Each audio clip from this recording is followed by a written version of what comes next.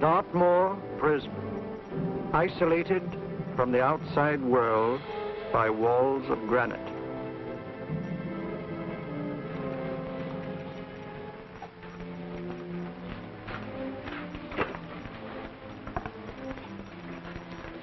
They say you could get out of here by merely telling what you know. You may or may not be another Scotland Yard bloke, but I'll give you the same answer I gave the others. I still have 2 years, 8 months, and 6 days left in which to make musical boxes. That'll be sold at auction for the benefit of this delightful sanctuary. And I intend to serve them.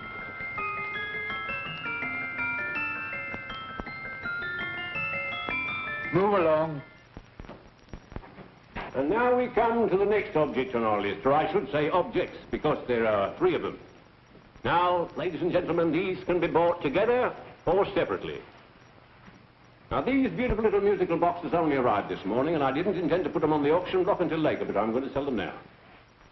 So, good friends, as our old pal Mark Antony used to say, lend me your ears. And what do you hear? Right. The beautiful tinkle tinkle of a musical box. What a lovely trinket. What a beautiful gift. Created and made by loving hands. A thing of beauty and utility. I was going to start with £5. It's a bargain, £5. Do I see any hands? If there's a connoisseur in the house, will go £3 for it. £2. £1. 10 shillings.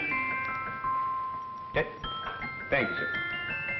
Ladies and gentlemen, 10 shillings is offered for a musical box you couldn't buy anywhere in London for less than £5.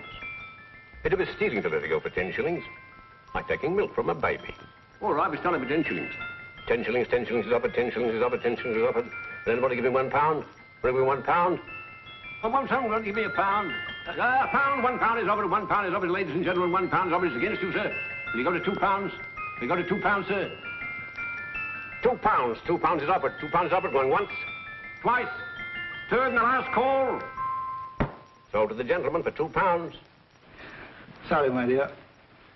Now, ladies and gentlemen, comes the opportunity to purchase an exact duplicate of the beautiful little musical box just bought by this gentleman for the ridiculous low price of £2. Now, it's exactly the same. Exactly the same. Made with the same hands. You hear that? Isn't that lovely? That tinkle, tinkle, tinkle, tinkle. Sounds like Bow Bells to me, you know, with little angels pulling on the ropes, eh? Who'll give me £2 for it? Who's starting with £2? Will anybody start with £2? Oh, come, ladies and gentlemen. You know, from your enthusiasm, we might all be in Scotland instead of London. Please buy it for me, Daddy. £2, certainly not. We all might be in Scotland. Besides, I don't like his manner. £1, 10 shillings. £1. £1 is ours. £1 is offered. £1 is offered, going £1. Any advance? Going once, going twice, the third and the last call. Sold to the lady for £1. Smart bidding, my dear. Thank you. We come to the third and last of these beautiful little musical boxes. Exactly the same. Tinkle, tinkle. Isn't that lovely? Ladies and gentlemen, I don't bring you here to gull you and swindle you. This is the exact replica of those 2 I just sold before.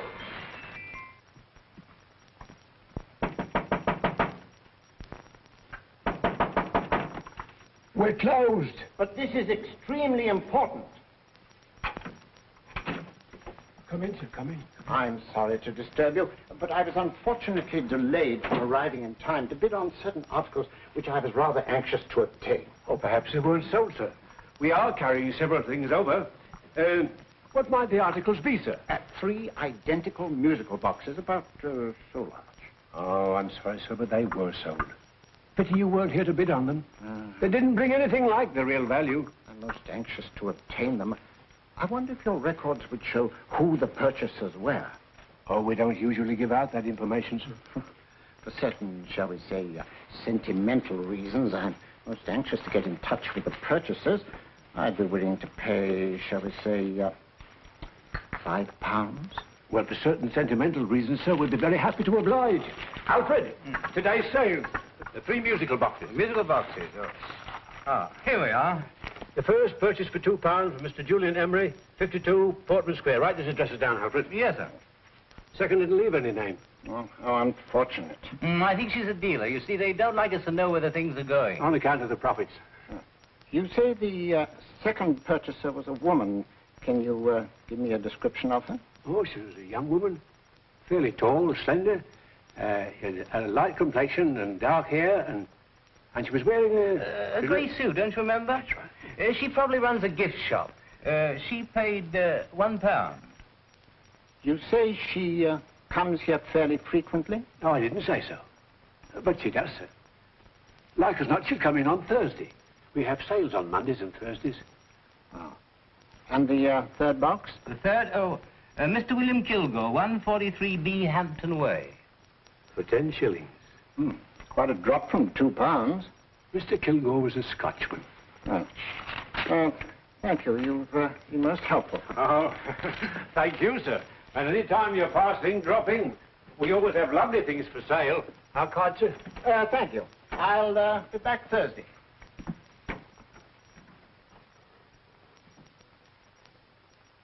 The message reached us too late. Musical boxes are being sold. Well, let's get out of here.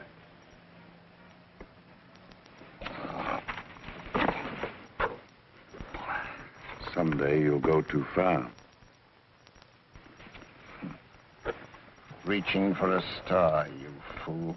Yet a fool may touch a star, Colonel Cavanaugh, if he but reach high enough. But not possess it as you would. The musical boxes, they're being sold. What a pity for you, my dear Colonel. Is it my fault that the message reached us only an hour ago? Is it my fault that they were sold? You can't hold me responsible for that. Hope for your sake you're right.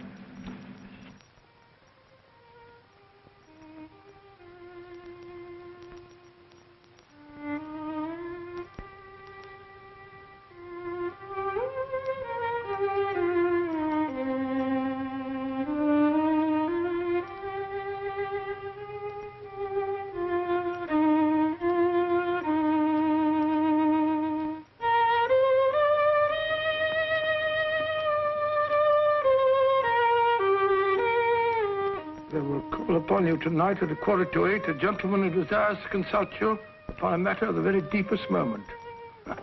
Remember that letter, Holmes? It was written over 2 years ago. An interesting case. Devilishly interesting. Irene Adler. What a striking-looking woman from the brief glance I had of her. Seems only yesterday. What charm. What poise. And what a mind. Sharp enough and brilliant enough to outwit the great Sherlock Holmes himself. I take it the new issue of the Strand magazine is out, containing another of your slightly lurid tales. Indeed. What do you call this one? I call it A Scandal in Bohemia. Not a bad title, eh? If you must record my exploits, I do wish you'd put less emphasis on the melodramatic and more on the intellectual issues involved. More on the what do you mean by that? Well, I do hope you've given the woman a soul. She had one, you know. By the woman, I suppose you mean Irene Adler. Yes. I shall always remember her as the woman.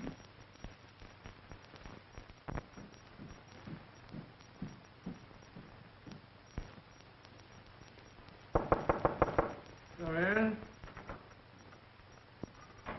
I think. That's the old boy. How are you? How are you, old boy? I haven't seen you for years. I want you to meet my old friend Sherlock Holmes. Holmes is the Stinky.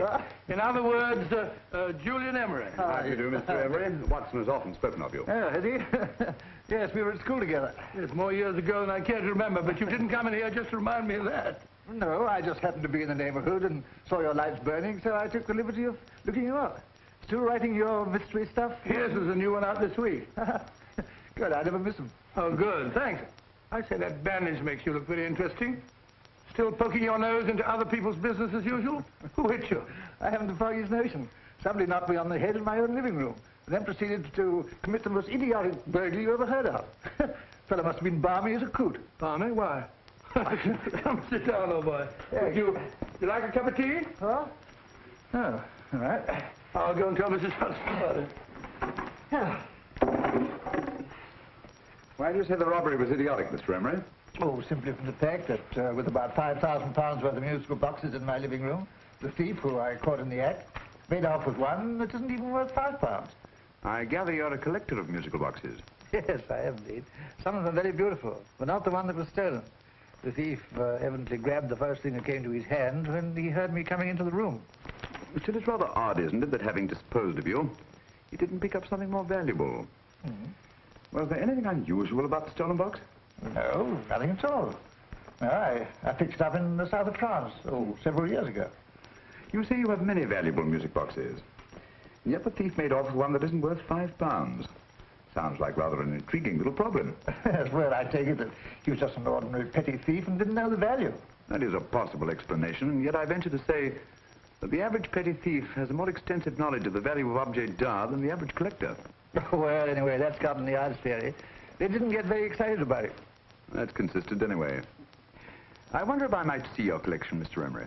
Oh, of course you could, yes. Nothing a collector likes more than showing off his trophies. When will it suit you? No time like the present. Good. My place is just round in Portman Square. Shall we? Yes, right. Hello? Where are you going? Stinky hasn't had his tea yet. Oh, I'm sorry. We're going round to my place, where I'm going to give you something better than tea. Now, this one was made for Louis XV, and is one of the very few still in existence from that period, and a particularly fine specimen at that. Charming, isn't it? Quite. They all sound to me like a lot of mice running about on a tin roof. I'm afraid you have no ear for music, Watson. Give me a good old band playing a rousing march. You have all your silly little tweets.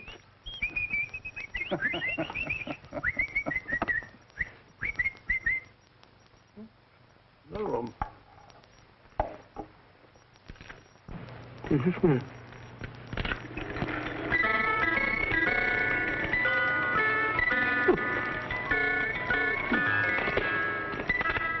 Stupid thing. Singing rabbit. What would you say offhand is the value of a box like that, Mr. Emery? Well, it's hard to say offhand, but I think we'll bring about £500 or £600 today. It's the gem of my collection. Yet a thief who steals an oddity like a musical box passes up one worth £500 for one of almost no value at all. Odd. Very odd. What was the stolen box like, Mr. Emery? Oh, just a plain wooden box about so big. As a matter of fact, I have one over here almost exactly like it. I picked this up yesterday at an auction room in Knightsbridge. They gave me £2 for it. Of course, I wouldn't in the ordinary way add one like this to my collection, but the tune intrigued me. I'd never heard it before.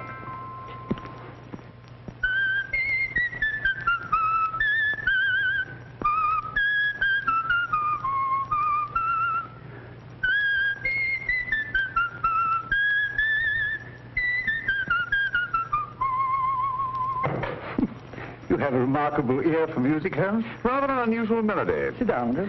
Thanks. You say you bought that box at an auction sale yesterday? Yes, the Gaylord auction rooms in Knightsbridge. Run by old, what's his name? Crabtree. That's the man. At what time was the robbery committed?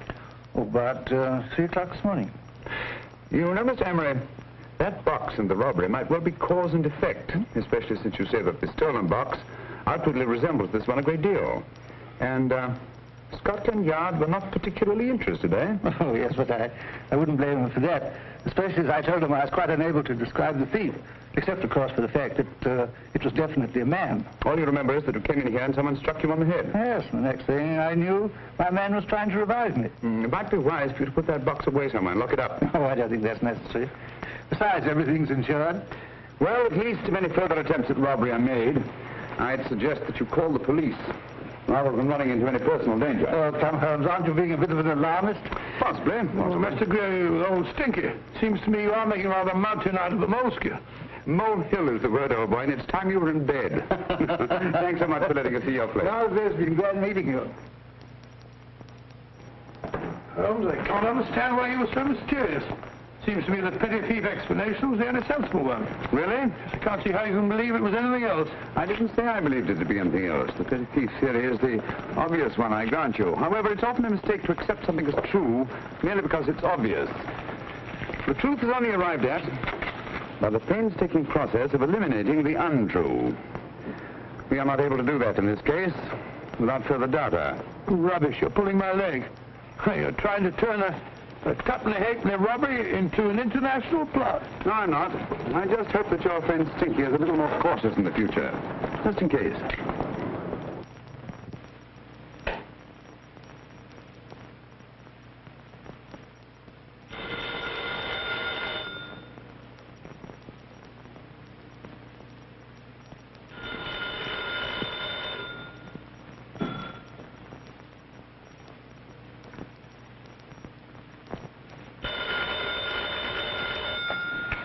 Yeah?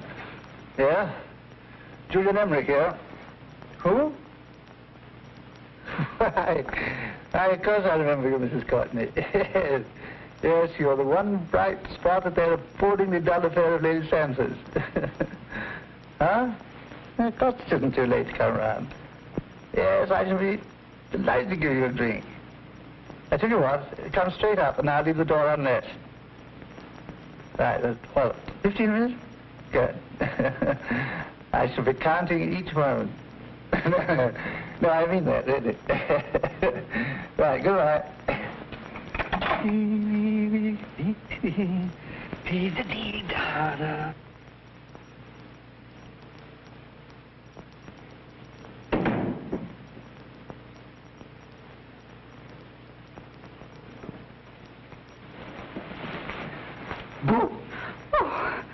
You startled me. Did I? Yes.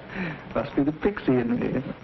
I know I shouldn't have called you so late, but I was at a party just around the corner, and I remembered your invitation to see your collection of musical boxes. My dear Mrs. Courtney, the pleasure is all the greater for being so unexpected. My friends call me Hilda. Thanks. Mine called me Stinky. Stinky, how quaint. Oh, what a perfectly wonderful collection of musical boxes. You know, when you told me you had a collection, I had no idea it was so attractive. Yes. They appeal to the ear as well as to the eye. Oh, what a plain little one. Why, it looks just like a country cousin amid all this grandeur. No. You mustn't underestimate the country cousin. Only last night a burglar broke in here, and with all these to choose from, went off with one very much like it. Really? Yes, I don't mind the loss of the box so much, but I do resent this crack on the skull. But it makes you look so interesting. Oh, do you think so? Uh-huh. It's funny, that's what old Fatso said. Fatso? I mean, Dr. Watson. He was here this evening with a friend, Mr. Holmes. He's interested in my collection, too. Sherlock Holmes? Yes. Do you know him? I've heard of him. Yes, he seems to think I'm in some sort of danger. What a haunting tune. It takes me right back to my childhood. Really? You know, it's odd that you should be interested in that particular musical box. Odd? Why? Because Mr. Holmes is also interested in it. He may have been more interested in the tune than in the box. My dear, yes, that's right. I remember now. He whistled it note for note, having heard it only once. Really? He must be a remarkable man. Bit of an alarmist, if you ask me. Don't you believe in warnings? Of course not. Who'd want a box like that? I would. You're not serious. Oh, but I am. Well, you put me in a very awkward position. I'm a collector, you know. And the collector buys but never sells. But if the price were high enough... The price has nothing to do with it. It's the principle of the thing. Yes, well, we haven't had our drink. No, thanks. I must be getting along. Must you really? I'm afraid so. You're not walking out on me, are you? My reputation. Stinky. I say, you know, you are an attractive woman. Thanks.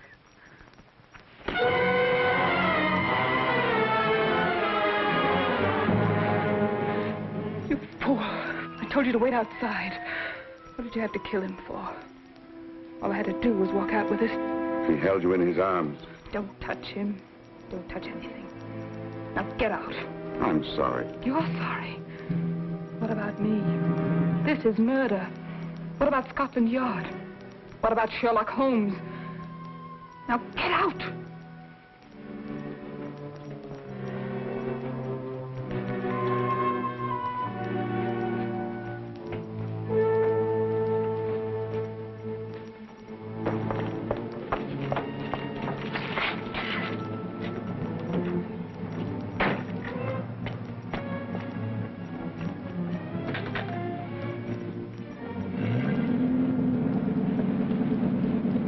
Did you get it? Good. Did you have any trouble with him? Just a matter of murder. Ah, Mr. Holmes. Hopkins. Thanks for coming so promptly. Inspector Lestrade suggested that I call through to you. Mr. Emery was the client of Mr. Holmes, Inspector. Indeed. You didn't mention that when I telephoned you, Mr. Holmes. Well, not exactly a client, Inspector. Sergeant Thompson? He was killed between the hours of 11 and 2 o'clock this morning, Mr. Holmes. Must have been someone he knew, someone of whom he had no suspicion. Poor old Stinky. It's all my fault. I should have prevented this. Well, it's no time to start talking about that now, Doctor. Apparently it's gone. That's the second attempt on the musical box that Emery bought at the auction sale. And this time it was successful. But that box was only worth £2. It was worth a man's life, Watson.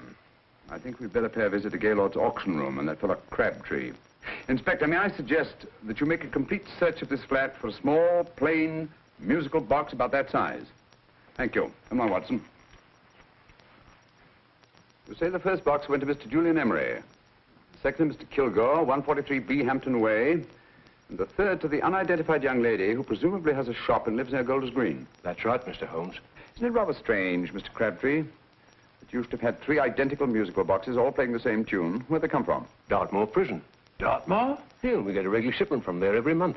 The inmates manufacture them. Well, they make all kinds of things, you know, pipe racks, waste paper baskets, musical boxes. Did you happen to notice if anyone showed any particular interest during the auction in the purchasers of these 3 boxes? Oh, come now, Mr. Crabtree. This is very literally a matter of life and death.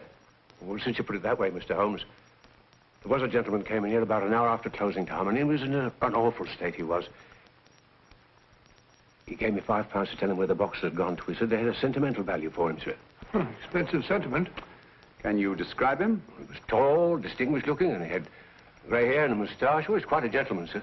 What was his reaction when you were unable to supply him with the address of the young lady who owned the shop? I told him the young lady usually come back on Thursday. He said he'd come back on Thursday. Now, that's tomorrow. Thank you, Mr. Crabtree. You've been very helpful. Thank you. Come along, Watson. Where are we going now, Holmes? To the home of Mr. Kilgore, the man who bought the third box.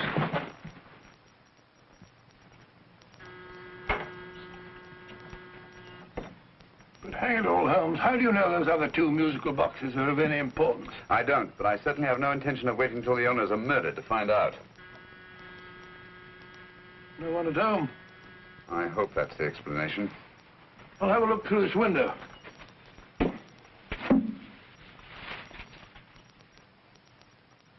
Doesn't seem to be anyone there. The whole place seems deserted as far as I can see. Yes. Mr. and Mrs. Kilgore at home? No. When do you expect them? Oh, in an hour or so. There's no use your hanging about. They don't buy nothing from peddlers. Peddlers? My good woman, this is Mr. Sherlock Holmes. Sherlock Holmes? Oh, go on. Do you mind if we come in and wait? My business is rather urgent. Well, I've got to go out and do my shopping. And I don't know if Mrs. Kilgore'd like any strangers nosing about. Quite all right, I assure you. Well, I've got to be off. It's too light in the parlor. And no smoking either. Mrs. Kilgore says it smells up the house. Funny old girl, Holmes.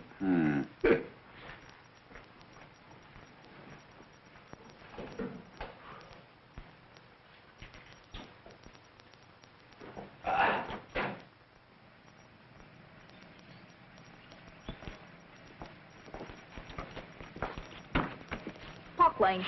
Park Lane? And what would the likes of you be doing in Park Lane? Now, don't worry about the fares, Ducky. If you know how to get to Park Lane, up it.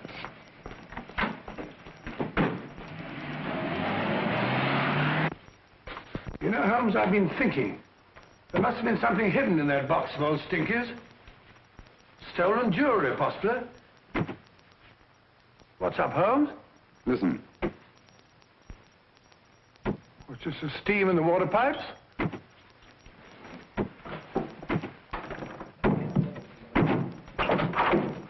Watson! Great Scott! Come on, Holmes. Get on the chair here. It's all right, my dear. There. Now, don't worry. It's all over. There you are, dear. Don't cry anymore. She tied me up and shut me in the cupboard. I know. She won't come back. Did you show her your new musical box?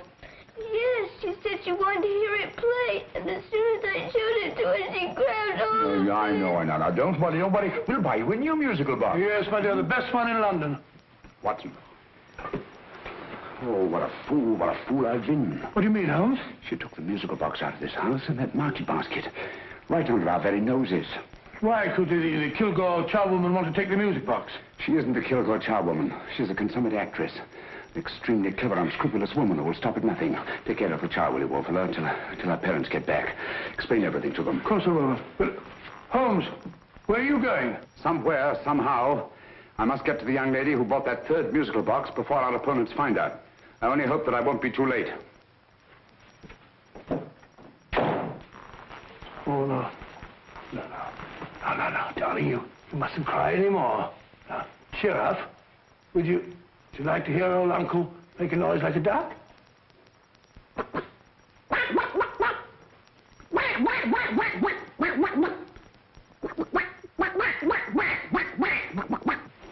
Oh, sorry.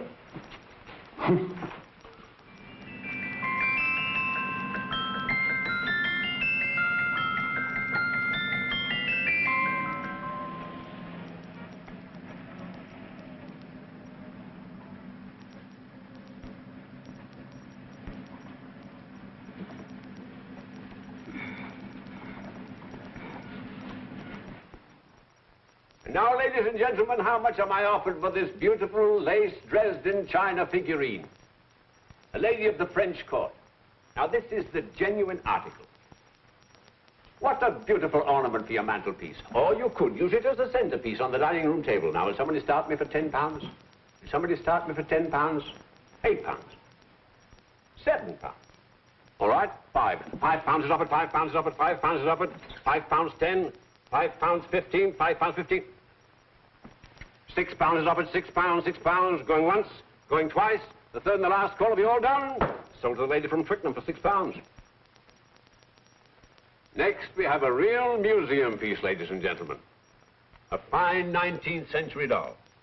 A costume and exact replica of the holiday clothes worn by the Hungarian peasant women. Now, ladies and gentlemen, an article like this would cost you from £15 to £20 in a West End shop. I'm not going to ask you for anything like that. Who'll give me £2 for it? £2. Anybody offer me £2? £2 for the Hungarian? £2? £1. What? Anybody give me £1? Anybody offer me £1 for the doll? £1 is offered, ladies and gentlemen. £1 is offered. Now, I'm not going to waste your valuable time or mine in trying to get one half of what this beautiful doll is worth. If the young lady can steal it for £1, that's her good fortune. So it's going once, it's going twice, the third and last call. Any more? Sold to the young lady for £1. And now, ladies and gentlemen, may I draw your attention to something which may be a great surprise to you, worthy of any collection. The only other one like it is in the British Museum. It's a Ming vase of the 7th dynasty. This vase lay in a large collection somewhere outside Rome for over 2 centuries, I understand. It was discovered there by the noted antiquarian, Sir Andrew Coppleston. Now, some of you may remember Sir Andrew Coppleston. Besides being a noted traveler and antiquarian, he's also a gentleman rider.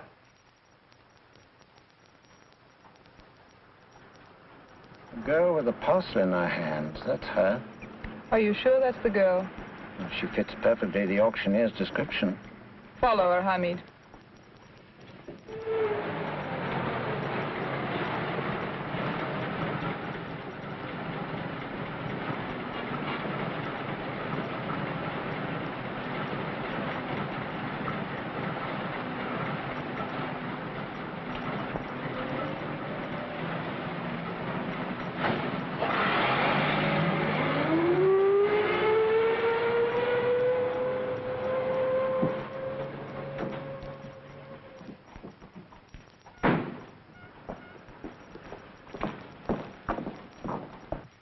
Lovely, dear. And only £1. We can get at least 3 for it. Easily. I'll go make some tea. I could do with a cup. Right. Good afternoon. Good afternoon. I'm looking for a birthday gift for a 7-year-old girl. What would you suggest? We have some lovely dolls. Now, this Hungarian I think she has enough dolls already. Books are always welcome. Well, I'm looking for something a little different. Oh, that's rather cute. What is it? Well, that's a musical box. Children always love them. And this is an exceptionally nice one. It plays many tunes.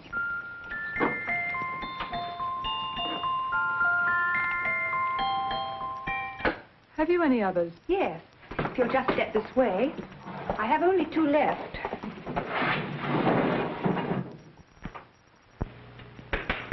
How nice.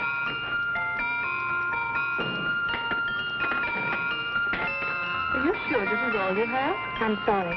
They're rather hard to find, you know. That's our entire allotment. I did have one other, but I sold it earlier this afternoon. But it was only a plain wooden one. It wouldn't have been a very nice gift for a child. Really?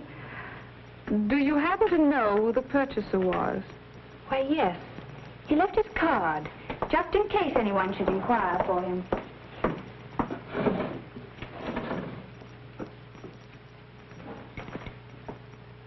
How interesting. I'm sorry, but I'm afraid I'll have to look a bit further.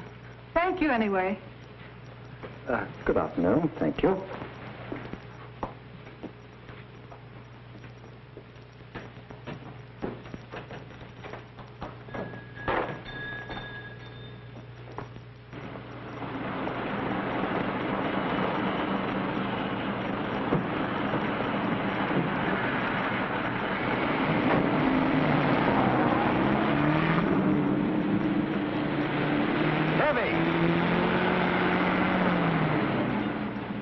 All of that cab. Here, now, what?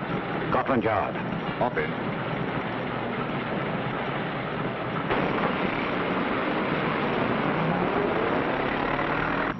Sherlock Holmes. I might have known. We thought we were the hunters, instead of which we're the hunted. We've been fools. We played right into his hands. Of course. He's had us followed. Don't look. The man in front of the toy shop. Hamid. Turn sharp right at the next corner and again at the next.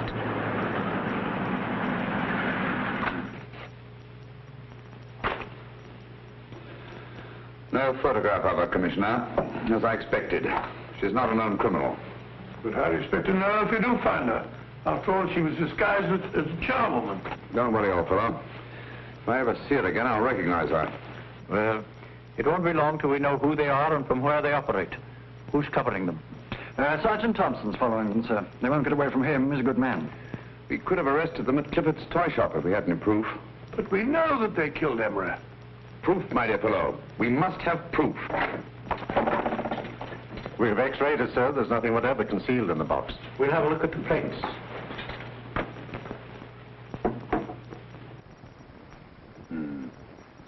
There must be some clue. And it's probably so obvious that we've all overlooked it. Seems to me we're up against a bunch of lunatics. Not lunatics, my dear fellow. Extremely astute, cold-blooded murderers. What can these little musical boxes have in them that's so important? Don't forget, they were made in Dartmoor prison. You can smuggle stuff into prison, but not out. You want us to break the box apart, sir, to see if there's anything the x-ray hasn't caught? No, not yet. Do you mind if I take it? Certainly. Thanks.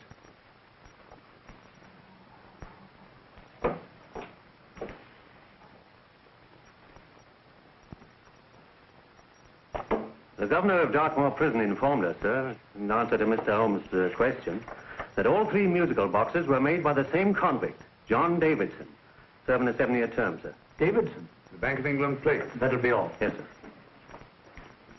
Now we're getting somewhere. Wait a minute. How did you know about the plates, Mr. Holmes? I'm a student of crime, Inspector. I make it my business to know about such things. And when the name of Davidson was mentioned... Well, who is this fellow Davidson? As long as Mr. Holmes seems to know all about it already, I suppose there's no harm in telling you. 2 years ago in London, there occurred a robbery of such tremendous importance, although the stolen articles themselves have no intrinsic value whatsoever, that the Home Secretary was instrumental in seeing that not a word of it appeared in any newspaper. But you never told me anything about this, Holmes. You were away at the time. Articles of no intrinsic value and yet of such importance? I don't understand. Davidson was apprehended within 15 minutes of committing the theft. But by that time, He'd hidden the articles in question, and they've yet to be found. Before going further, Dr. Watson, I must inform you that this matter is not to be mentioned outside of this room. Of course not. Do I look like a man who'd gossip? Let's not go into that now, old fellow, shall we? Davidson had been employed for years in a position of extreme trust by the engravings department of the Bank of England. The articles he stole were nothing less than the complete duplicate set of plates for printing £5 notes. What? The Bank of England's own plates? Precisely. And with those plates, a gang of crooks could flood England with £5 notes, not forged in the usual sense of the word, but notes undetectable from genuine Bank of England notes in any way whatsoever. Good heavens. Any whisper at all might have resulted in enormous damage in shaking public confidence in the Treasury. We tried everything after we arrested Davidson. Offered him a shorter sentence if he'd tell us where he'd hidden the plates. Why, we even put in Scotland Yard men with him as cellmates, but no result. Obviously, Davidson is a man of strong character and infinite patience. Yet suddenly he feels impelled to smuggle out the secret of the hiding place of the plates to his confederates. Why? I don't understand, Mr. Holmes. Well, for example, has the Bank of England made any plans to radically change the design of the £5 note so that in, say, 7 years from now, notes made from the stolen plates would be worthless? Confidentially, Mr. Holmes, such a move was discussed. But replacing all the £5 notes in circulation would be such a Herculean task that nothing's been done about it as yet. I see. Of course, there is another possible explanation. Davidson didn't have much time to find a hiding place before he was captured. He may be afraid that the plates will be accidentally discovered before he's released. Hence his anxiety to communicate their whereabouts to his confederates as soon as possible. I believe you've hit it, Mr. Holmes. I'm sure that the message is contained in this musical box. Or rather, in all 3 musical boxes, since possession of all 3 seems to be essential. Our opponents have 2/3 of the puzzle, we have 1/3. Well, what are you going to do, Holmes? Try to deduce the message from the 1/3 that we have.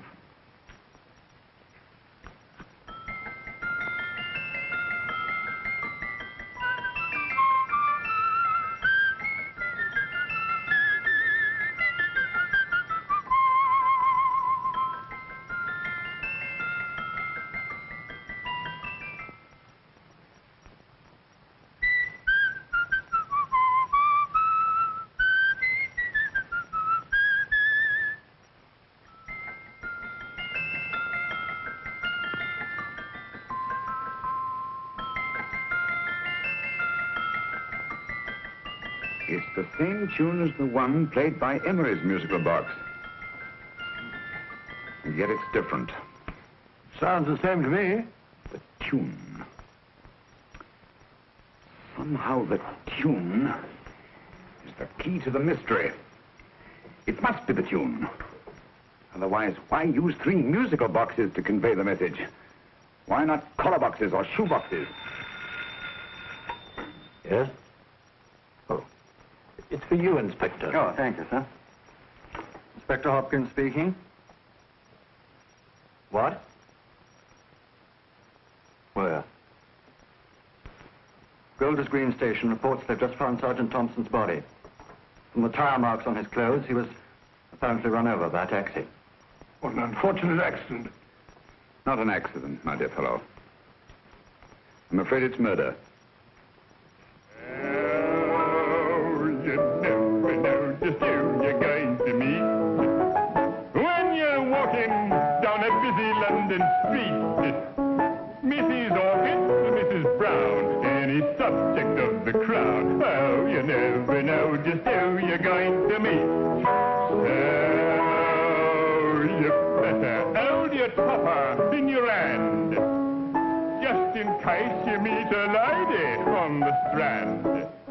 Girls will think you're kind of sweet, and your day will be complete. Oh, you never know just who you're going to meet. Now, a gentleman is judged by his appearance. Yes, a gentleman is judged by how he talks. Now, he's much better off when he's acting like a top, especially if he's taking him a walk. What on earth is this outlandish place? A rendezvous for actors. Actors? Buskers, old boy. You've seen them 1,000 times. Actors who entertain the queues, waiting outside theaters.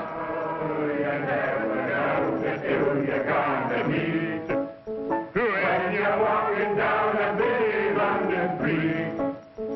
So you better wear your best, try to look your best, 'cause you never know just who you're gonna meet. So you better keep your manners right in view. Just in case the lie you give the how you do. Keep your trousers in a pleat, shine your shoes and keep them neat, 'cause you never know just who you're gonna be. Blimey. Mr. Holmes. How are you, Joe? Never met him. And yourself? Fine, thank you.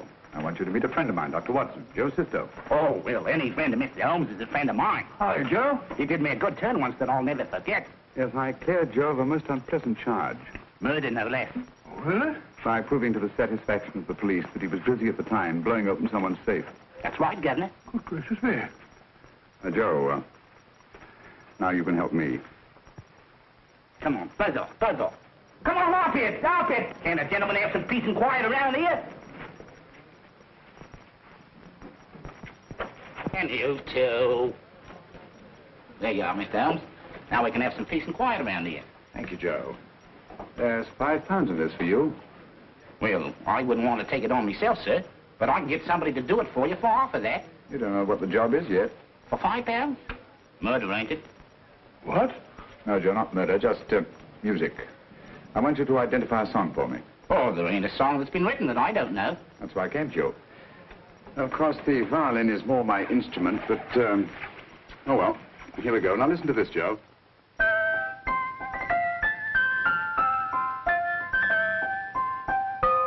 Wait a minute. You're playing that wrong. That should be E natural, not E flat. You know the song? Oh, yes. It's an old Australian song called, The Swag Man. But you're playing it all wrong. That's what I hoped you'd say. Now listen again, Joe.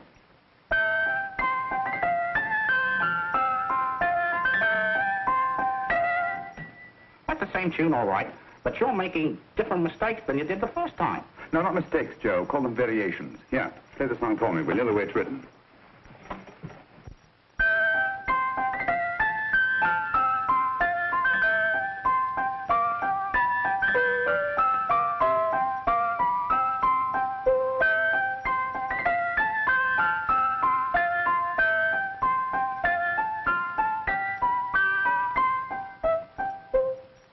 There you are.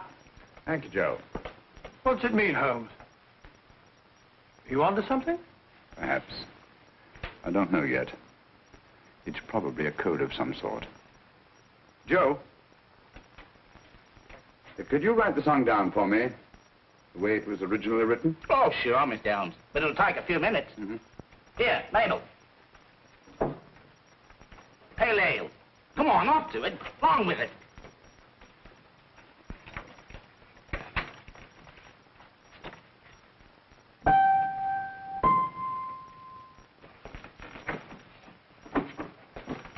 Well, obviously it isn't the lyrics. No combination of those words made any sense at all. The variations in the way Emery's musical box played the tune are different from the variations in the one we have. You sure? Quite. You see, I took the trouble to memorize the tune as played by Emery's box that night we were with him in his flat. Holmes, you amaze me. Elementary, my dear fellow. One of the first principles in solving crime is never to disregard anything, no matter how trivial. Why are there 3 boxes? Why not 1? Because the message was obviously too long to be conveyed by any one variation. Then there's the 3rd box, the one that woman took from the Kilgores. That contains yet another set of variations. Yes, well, it's all beyond me. Well, all we have to do now is to find the secret of the variations. Not a very easy problem to solve, my dear fellow.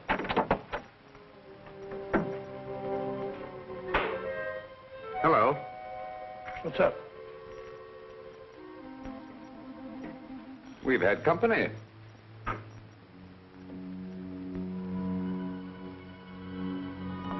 say, this is outrageous. Ask Mrs. Hudson to come in here, will you? Right.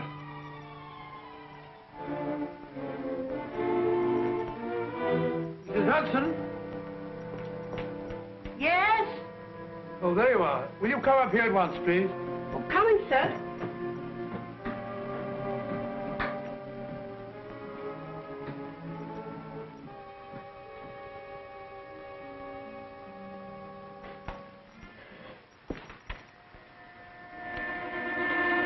Mercy me, Mr. Holmes.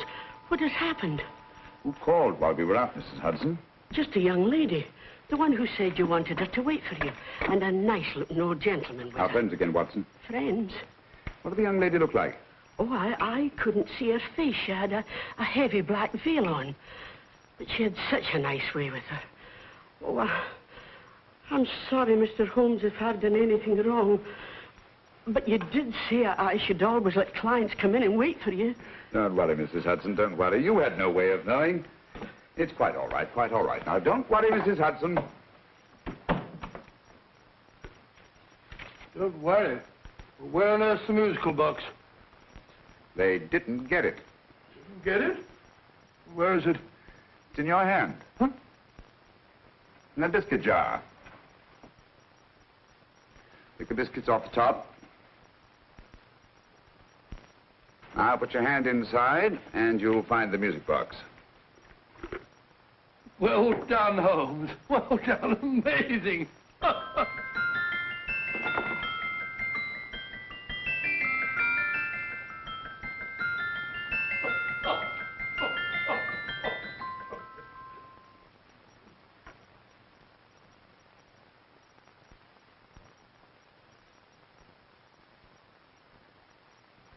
Whew.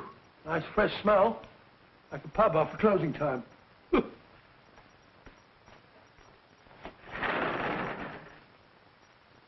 I say, Holmes. What? This morning. Allow me to congratulate you on a brilliant bit of deduction.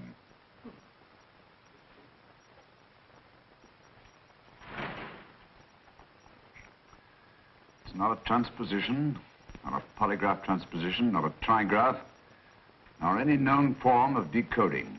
How about the Morse code? Have you tried that? Yes, at about 3 o'clock this morning. I'm sorry, old man. I was only trying to help.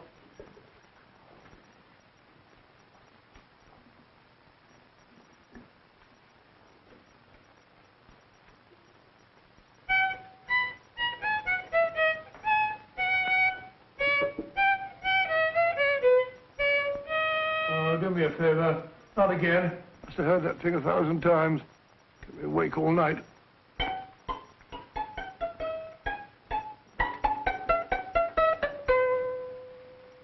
Not a very distinguished composition, I grant you. You know perfectly well I don't know one tune from the other. When I was a kid, my people tried to have me taught the piano. I've always felt sorry for that old teacher of mine. The poor old girl finally reached the point of numbering the keys for me. 1, 2, 3, 4. Even then, I never progressed beyond... Numbering the keys, Watson. The 19th key of the keyboard is the 19th letter of the alphabet. S. Here. Write it down when I give it to you, old fellow, will you? The first altered note. Write S first. Now, the 8th key is H. The 5th key, E. The 12th key, L. The 6th key, F. S-H-E-L-F. Shelf. Your piano lessons were not in vain, old fellow. You've solved it. Thank you. Thanks, old bean. Oh, Liz. We now have 2/3 of the message. Behind books, third shelf, secretary, Dr. S. Presumably, these are the first and second portions of the message. And this gang has the first and third parts of it. Precisely. Then it's a stalemate? Yes, Commissioner, but we can't leave it like that. There's no doubt in my mind that they'll try to secure our third of the message that's missing. Well, I assume you've taken every precaution to guard the Clifford music box. Oh, yes, it's carefully hidden at Baker Street with Dr. Watson on guard. However, I'm reasonably certain that, difficult as it may be, we can find the plates even without the missing part of the message. Behind books, third shelf, secretary, Dr. S.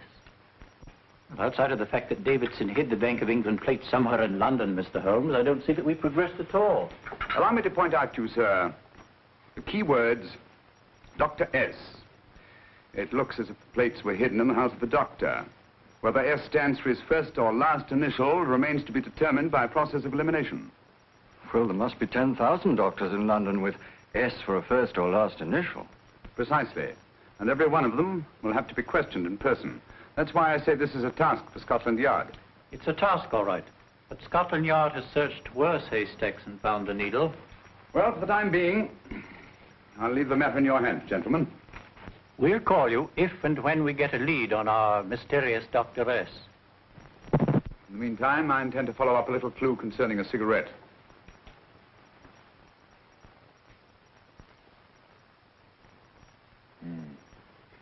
You're certain of the identification of the tobacco? Absolutely. I have made up this special blend for only 3 customers. It is almost pure Egyptian, with admixture of latakia for added body, and a pinch of perique. Merely a whisper, as one might say, for elusive fragrance. Yes, yes. And the 3 customers? Major Wilson in Bombay, India. Mrs. Catherine Leamington Smith in Ireland. Yes, and the 3rd? Mrs. Hilda Courtney of Park Mansions, Bryanston Square. Thank you. Thank you very much. You've been most helpful. It is a pleasure to have been of service, Mr. Holmes.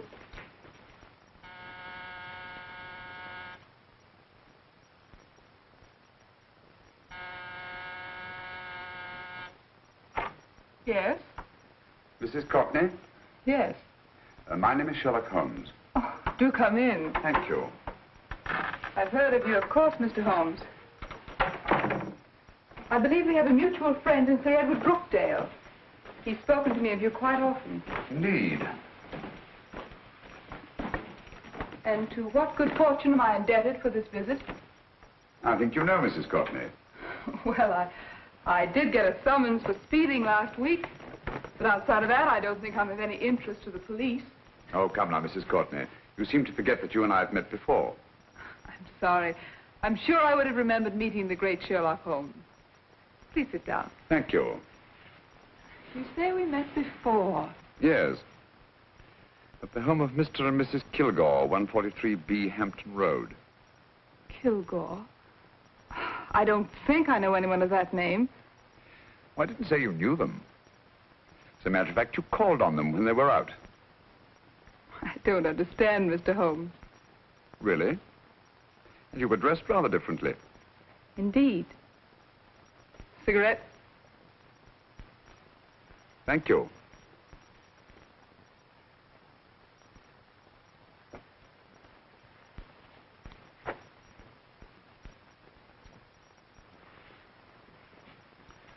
Thank you. You know, Mrs. Courtney, people generally forget, in assuming a disguise, that the shape of the ear is an almost infallible means of recognition and identification to the trained eye. Evidently, you've mistaken me for someone else. Oh, no, not at all. Though naturally, I expected your denial. But when you paid your visit to my rooms at Baker Street, you carelessly left behind another identification. They're, identical, aren't they? Yes, I must admit they are. You see, Mr. Holmes, to catch one as clever as you, I had to use a very special lure. I knew you'd be unable to resist the bait of my cigarette, having read with great interest your monograph on the ashes of 140 different varieties of tobacco. I should advise you not to move, Mr. Holmes. I must congratulate you on your ingenuity, Mrs. Courtney. It was indeed a brilliantly designed trap. Thank you, Mr. Holmes. Praise from a master is indeed gratifying. I shall always cherish the memory of your flattering words. Memory? Precisely. I'm afraid these gentlemen have a most regrettable task to perform. Unless, of course, you care to turn over the missing musical box with your pledge to take no action against us in the future. I'm afraid that will be impossible. I thought that would be your answer. Hamid! Careful! Careful.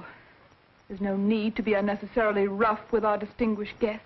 You realize, Mr. Holmes, that your demise will not take place here. The corpus delicti, you know. Well, naturally. Shall we go? It's so fearfully awkward having a dead body lying about. Don't you agree, Mr. Holmes? Another dead body shouldn't weigh too heavily on your conscience, Mrs. Courtney.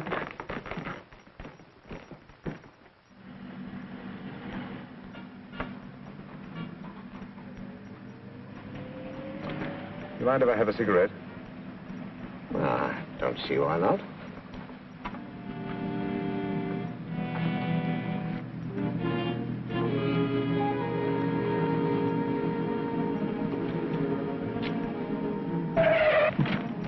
Be careful, Hamid. It's the brakes, they bind. Thank you, Colonel Kavanagh. It's very considerate of you.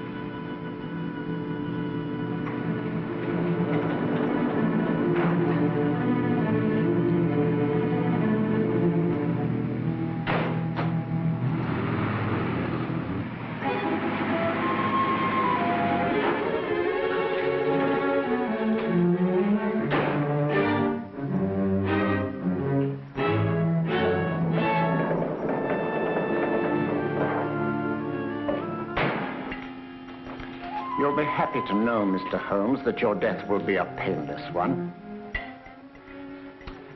Hamid, attach this to the motor of the taxi. That little attachment, my dear Mr. Holmes, contains the deadly fluid known as monosulfide. The Germans use it with gratifying results in removing their undesirables. Start the motor.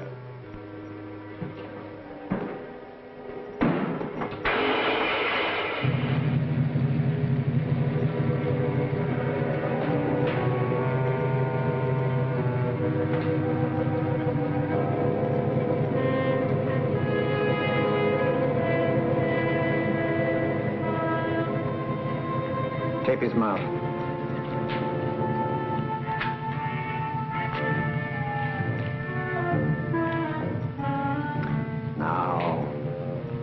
Up with him, Hamid.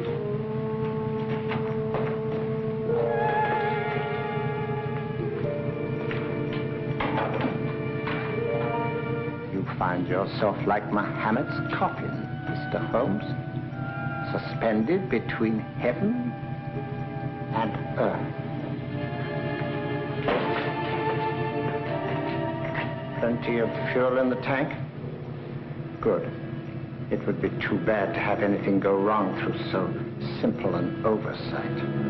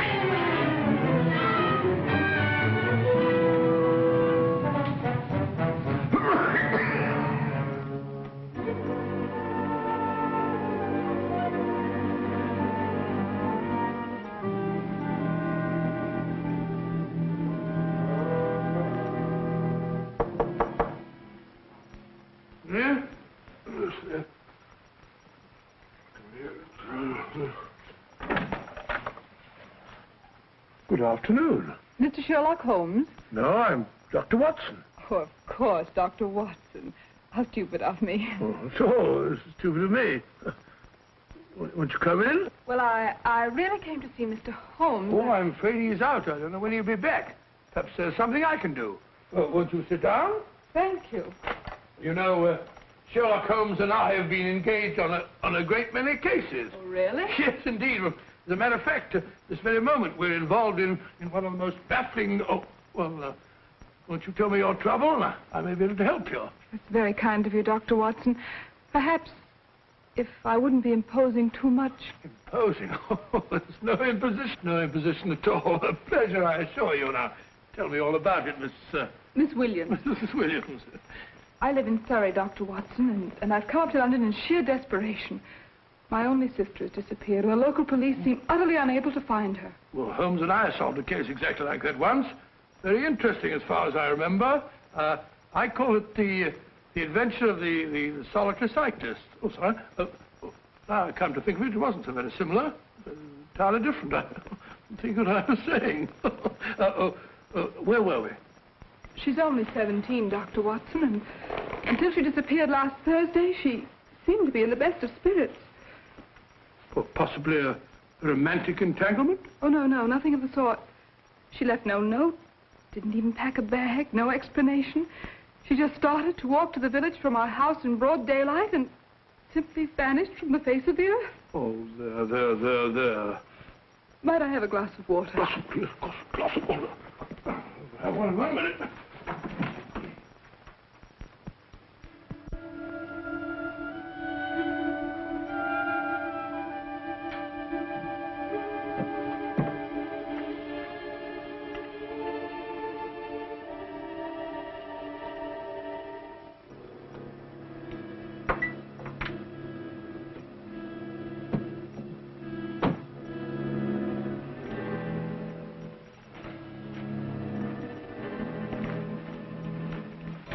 There you are, my dear. Thank you, Dr. Watson.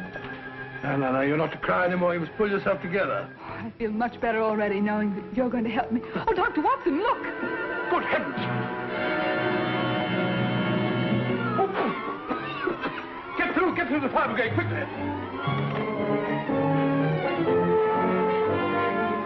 Haven't you a fire extinguisher?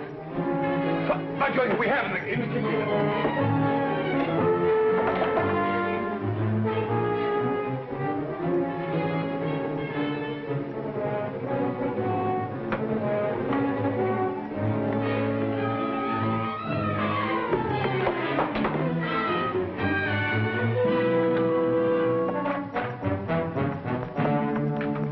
Don't you worry, Miss Williams. We'll have this thing out in no time.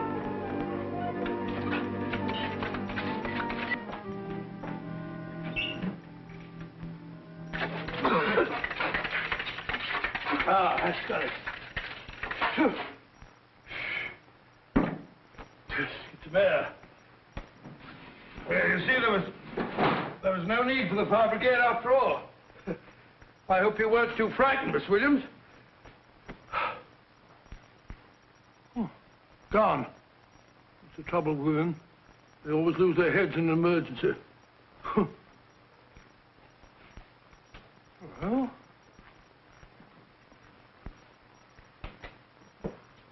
a musical box. Great Scott!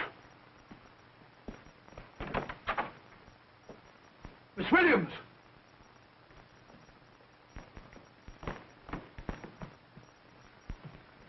Well? Good. And Holmes? By now, Mr. Holmes has no doubt exchanged his violin for a harp. Always assuming that heaven is his destination. And now that we have the missing musical box.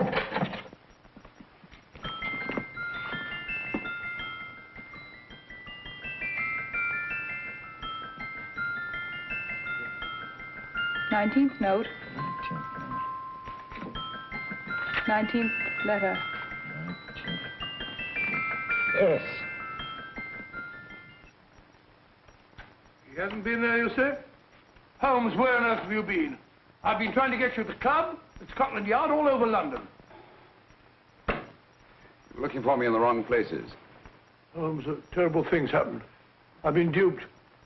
That woman, she made a complete fool of me. Oh, what do you mean? Well, she came here, let off a smoke bomb. I thought the whole place was on fire, and my first thought was to save the musical box. No need to say any more. She has the box. Yeah. Don't blame yourself too much, old fellow. She's an extremely clever antagonist. Smoke bomb, you said? Well, you can console yourself with the thought that your charming friend is at least a reader of yours. What do you mean? If I remember correctly, you wrote about my little experiment with smoke and the cry of fire in a story you entitled A Scandal in Bohemia, which has just appeared in the Strand magazine. All right, old boy. Don't rub it in. Well, it may cheer you up to know that you made a fool of me, too.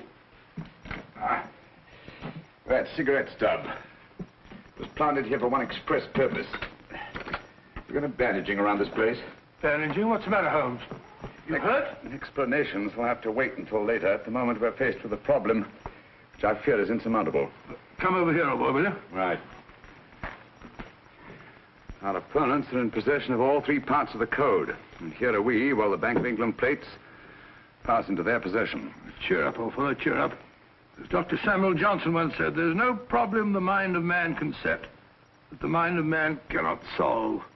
What's that, old fellow? I was just quoting Dr. Samuel Johnson. He said there is Thank you, Watson. Thank you. Leaving the front reception room, we come into the main hall, where Dr. Johnson was in the habit of passing through to have his meager meals in the dining room opposite, in company with his friend and biographer, James Boswell. We will now pass up the stairway, which remains in its natural wood finish, just as it was when the good doctor was here. The framed etching on the wall is believed to have been presented to Dr. Johnson by the distinguished painter, Sir Joshua Reynolds. I've been told here that that picture was given in by Mrs. Thrale, and it's definitely not a Reynolds. Is that important, my dear? Oh, I'm sorry. This way, ladies and gentlemen, please, this way. Move along, children, move along. The secretary's not on this floor. Patience, Hamid. I've a feeling My that... dear Colonel, with Sherlock Holmes out of the way, what could go wrong?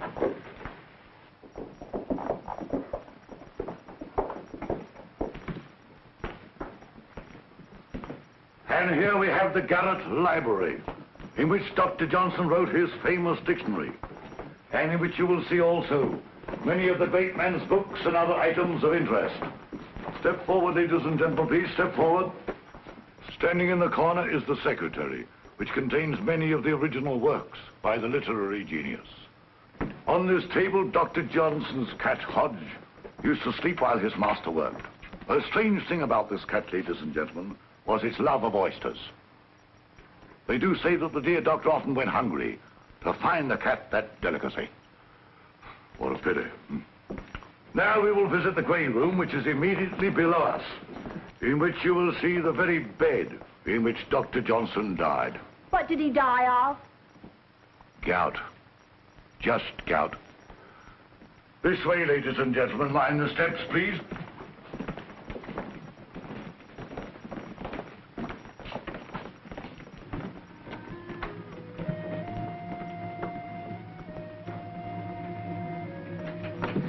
Your keys.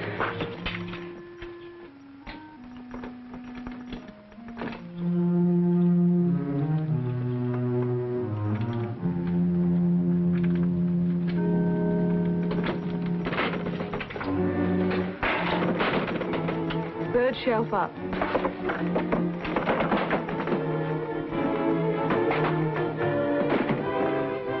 The knife.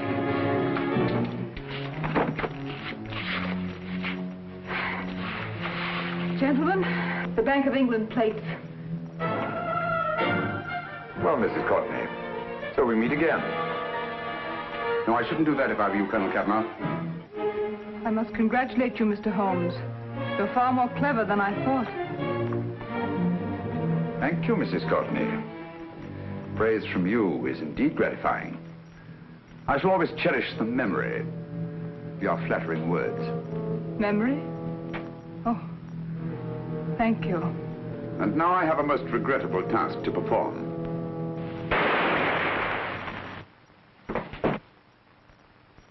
Holmes!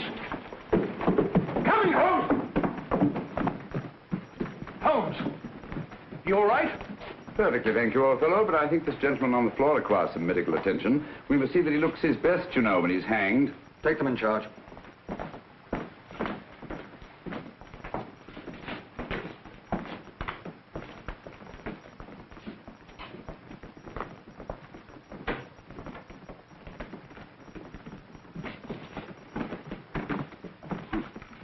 A brilliant antagonist. It's a pity her talents were so misdirected. Will you see that these plates are returned to the Bank of England, Inspector? I still don't understand how you solved it, Mr. Holmes. It's entirely due to Dr. Watson. He gave me the clue when he mentioned Dr. Samuel Johnson. Well, congratulations, Doctor. Oh, thank you, Inspector. I don't think I'd have done it entirely without Mr. Holmes' help, you know.